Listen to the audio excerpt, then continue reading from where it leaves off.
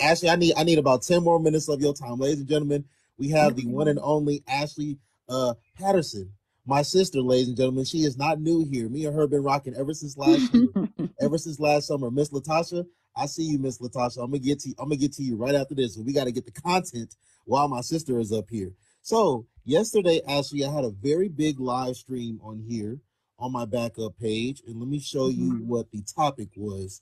And this is going to be good because I know you're going to have something to say about this as well, Natasha. So I'm going to play this video for you, Ashley, and I just want you to tell me your honest, raw thoughts on what you heard him say in this audio and just what your thoughts are on interracial dating in general. Okay. I had this live on my backup page last night, and it was crazy. So I'm gonna go ahead and play the audio for you, and then we can talk. I'm gonna get a lot of hate for saying every Black woman that I know that formerly was with a Black man and is now either married or with a white man is happy. I don't know why. So I totally know. I'm a dating coach. I've been a dating coach for 13 years for Black and brown women. And I want you all to know that a Black woman and a white man combination has one of the lowest divorce rates. There are a couple of reasons for that. One, if a white man is actually engaged, married to, or dating a Black woman, please understand that there is a deeper love there because he is having to actually fight against societal pressures and indoctrination and go through all of the stares and the rude comments to be with you, and vice versa. Second thing, if that man has such an open-mindedness about him, he is going to be less concerned about gender roles and help out around the house and do things that maybe an alpha male or a hyper-masculine energetic person wouldn't necessarily do. Third, white men are unfortunately have twice the graduation rate of Black men. So that combined with the ascending education that's happening for Black women means that there is a level of educational equality happening there in hypergamy, which, higher educated people have a lower divorce rate as well. Fourth, because of the education and obviously privileges, white men make almost 50% more than Black men. So they can provide for Black women, and they're not necessarily going to feel as competitive with them as many Black men do. Fifth, because they have the money and they're potentially more stable, what will happen is they'll be able to get married sooner. The average marriage age for a white man is 30. The average marriage age for a Black man is closer to 35. And I know that doesn't sound like a lot, but I'm sure that many of your girlfriends have been waiting around for X, Y, and Z to get ready to get married, but he just hasn't been there from a financial perspective. Again, I want someone who is going to be the best person for you, and sometimes that might be a non-Black man. I want to be very clear here. The marriage rate for Black women is 29%, or close to half of other racial groups. Black women are the only group that has a higher divorce rate than a marriage rate. For every 1,000 Black women that are married, 31 of them are getting a divorce. For every 1,000 unmarried Black women, only 17 of them are getting married. This is the only group where this happens. And because 90 to 95% of you all are getting involved with and marrying Black men, we've got to try something different for a different result. So if you want to learn how to add something new to your roster, book a call with me. So Ashley, before I have you, what's up, Miss Deborah? Before I have you speak on what I want you to speak on, and Miss Natasha, I'm gonna have you speak on the same thing. I just want to tell you what I said yesterday, just in a couple minutes. And everyone here, I have no problem with people disagreeing with me. We don't do echo chambers over here. But what I said, Ashley, is I'm from Minneapolis, Minnesota. I was born here. I went all throughout high school here. I played college ball in Tennessee. I've been to seven different countries. So I've grown up around all types of people. I've grown up and went to school with a lot of white people. I work with damn near all white people right now. Um, and growing up, and even today, when I've been around Zach, Cody, Connor, Seth, um, who else? Damn, Danny and Nick. You know, they weren't they weren't trying to get with Ashley. They weren't trying to get with Latasha and Ayana and Latea and Shaniqua and whatever. They weren't trying to get with these women. They weren't trying to get with these women. They weren't trying to get in relationships with these women, and they weren't even trying to sleep with these women. And what a lot of black women on this app and off of this app have told me is that when they have had interactions with Caucasian men, they felt that a lot of times that they've been fetishized. So you know, what I want you to speak on is I just want you to give me what your honest, raw thoughts are on what you heard him say in that audio. And I'm about to say a few things, so if you forget while you're talking, I'll let you know.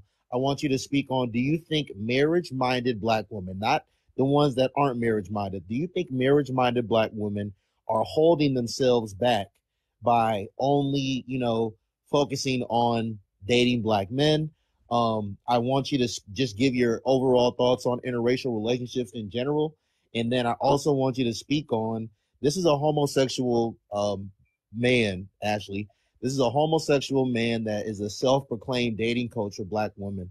I want you to give me what your thoughts are on black women that claim to be heterosexual seeking dating advice from a homosexual man. So you can start wherever you want and bounce off wherever you want. Like I said, if you forget anything, let me know.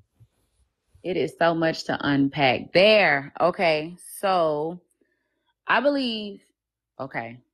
No, I'm not going to censor myself. I'm going to say Don't exactly how censor I feel. yourself. You know we don't censor over here. Yeah, that's all I know how to do.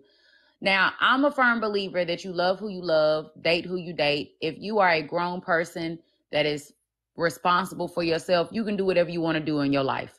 That is my disclaimer. You just have to be prepared for whatever consequences come with your choices, okay? And be ready to live with them. All right.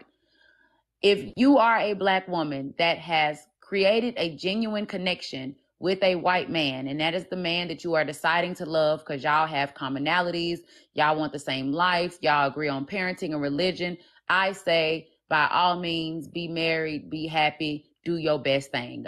Go be great. But if you are a black woman who has decided, I'm tired of being with black men, or they're not fulfilling my requirements, so I'm going to go over here to white men because they do the things that I want them to do, i.e. make money, pay bills, and they're going to take care of me. That is not a real marriage. That is a marriage of convenience and a marriage of benefit. Now, do I believe that you should marry for just love? No, because love does not pay bills. Love does not secure a future. Love is not going to make sure we can take care of these kids. I do believe you need a balance of both. You need a man that is fiscally responsible, that is driven, that is marriage minded, and that loves you. You cannot have a fulfilling marriage living under a bridge, in my opinion. To each their own, but I don't want to live under the bridge. But that does not, because black men have not been able or have decided not to step up to the plate to be husbands, that is not going to make me as a black woman completely ignore my entire race to say I'm only going to date white men. And I'm sorry, but I will never take dating advice from a man who wants the same thing that I want. That something about that doesn't sit right with me. I could be tripping, but I don't understand that because the relationships are not the same. The dynamics are not the same. His statistics may be correct, but I believe there's a lot of other caveats that we are not discussing. And just to assume that you need to open up to different races, in my opinion, I think black men do need to step up. I think black men do need to realize the benefit of marriage. They need to realize the benefit of family, legacy. You need to stop living in just today. You need to stop trying to go with the flow and stop looking at a woman to build you up. You do need to go build yourself. You got to at least come to us with a foundation so we can build with you. These men ain't even coming with supplies. So I think that black men need to improve there. And then that would give us a larger pool of black men to select from. But I also believe that black women need to stop being so picky. I believe that black women need to realize that there are some huge disparities. I can't even talk today because it's 11 o'clock past my bedtime.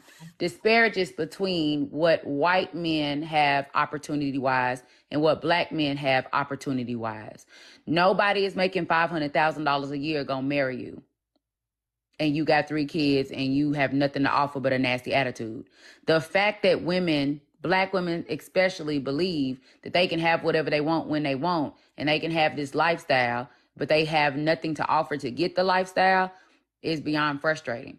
So you overlook a lot of eligible black men that want to be husbands, want to be fathers, and you could have a happy life with that man.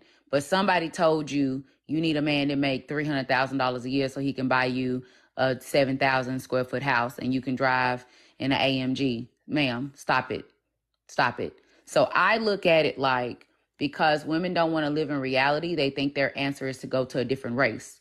But what you don't see is even in that other race, they have their own challenges too.